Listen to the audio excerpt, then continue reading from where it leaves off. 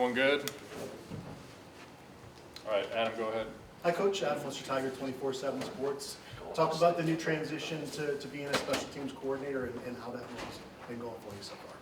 Well, I'm excited for the opportunity. You know, Coach Prime, to be able to trust me with that position and put me in that role, which is a critical role for our football program. Lets me know that my hard work's paying off. Lets me know that I've developed that kind of trust from him to get the job done. And I've embraced the role. I'm excited to work with the guys I'm working with. The kickers and punters and snappers. We've got some talent coming back, and I'm just excited to be able to be a part of that. And I think we've brought some good pieces in that are offensive and defensive players that are going to help us in some critical roles. So yeah, I'm excited about it and embracing it, and I think it's going well so far. David, go ahead. David, I'm with the Athletic. What is the biggest difference between the version of coach that you were with at Jackson State and the coach that you have now going into 2025 and year 3 and 4? Well, through my experience as a head coach, we all get more comfortable as we get more experience doing things. I think Coach is I've seen his growth as a head coach. He's gotten better every year. And also here, I think the support system allows him to be the head coach. When you're at different schools, it's no different than when I was coaching high school football in Georgia. When you're in a smaller school and you don't have as much, much of a support system, you have to wear more hats. When you get at a bigger situation like we have here at Colorado, you're able to focus more on the duties of being a head coach. And I think he's been able to do that. And I think he is, done a great job of growing and just becoming, seasoned veteran head coach. And it's been. I'm just glad I'm along for the ride. Where does that comfort level show up? Well, I think it shows up in how he deals with the staff and how he deals with the players, and how he, just handles the day-to-day operations. It's just a situation where I can see him. He's more comfortable, every year dealing with the different things that come up as being a head coach. The toughest part of being a head coach is not dealing with players; it's dealing with adults. And I think he does a great job of dealing with his coaches and dealing with the support staff and everyone. And I can just see the growth in those areas. Brian, go ahead. Hey, Coach. Brian Howell, David Cameron. Kind of a lighthearted question for you, but Coach was excited about Buck Buchanan was going to be able to put the ball through the end zone. But are guys like Ben Finnesseth maybe a little bit disappointed because he brings a lot of energy on that kickoff team? Well, you know what? I think we can figure out some kind of deal to reward whoever gets down to the end zone first. I told him, I said, I don't know if there's going to be a lot of tackles, a lot of plays. We don't win a lot of tackles, a lot of plays. The other day was the first day that Buck really got to show his skill level. We knew what he could do. We saw it on film. But, we had him kicking in the indoor, and he was kicking off from the 35 and putting it through the upright. So, I think there may be a fair catch, free kick situation at Colorado coming up, So we're excited about that. But yeah, I got to get with Ben and come up with some kind of reward system to see who can just get down to the end zone first. And then I want to ask you a follow-up, more of a serious question, but guys like Ben and Brendan Gant we saw last year, how valuable is it when you have guys that really love that job of special teams and really embrace it and want to be great as a special teamer? Well, you know what? It's a great situation to have a guy like Ben and then Gant last year who embraced their role in the football team and took pride in special teams. And so many guys they get focused on their offensive and defensive position. They don't realize how important special teams is to get to the league. Coach Prime tells them all the time, if you're gonna go into the NFL and play, you're probably gonna have to play on special teams first. And I think we've gotten a lot of better job of some of our mainline starters understanding that and realizing that. But certainly a guy like Ben, it brings that energy, brings that pride and commitment, and can be a four-core guy for us. Really helps us, and from a leadership standpoint, he gives us that leadership. People talk about on offense, the quarterback's the leader. On defense, maybe a linebacker or a safety's the leader. Nobody really talks about special teams leaders, but Ben's that kind of guy for us. you know. And I think if he keeps working hard and doing the things he can do, he can be recognized as that role for us, for sure. Thank you, go ahead. Hi, Coach. Last year, Nick Edwards, Sports Report.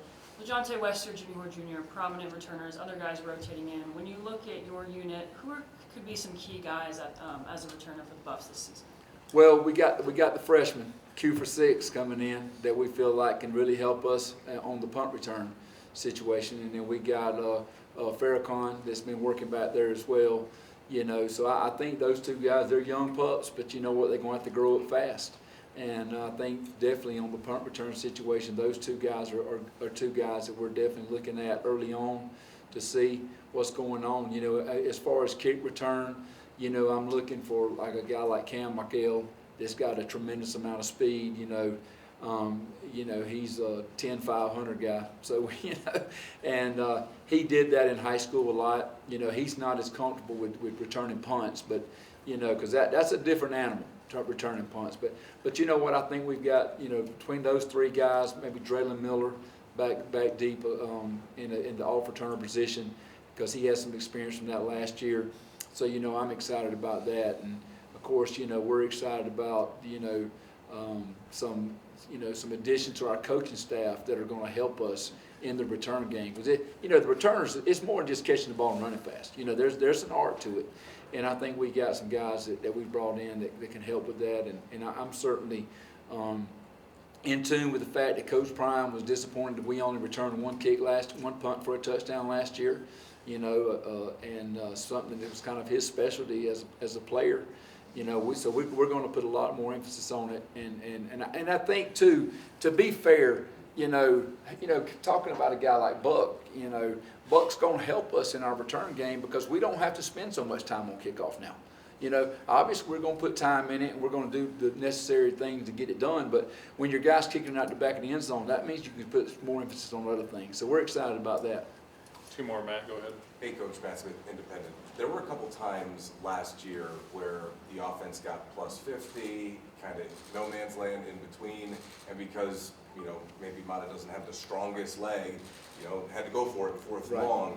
How are you planning to address that this year? Is it going to be a by-committee thing, or is this truly an open kicking competition completely?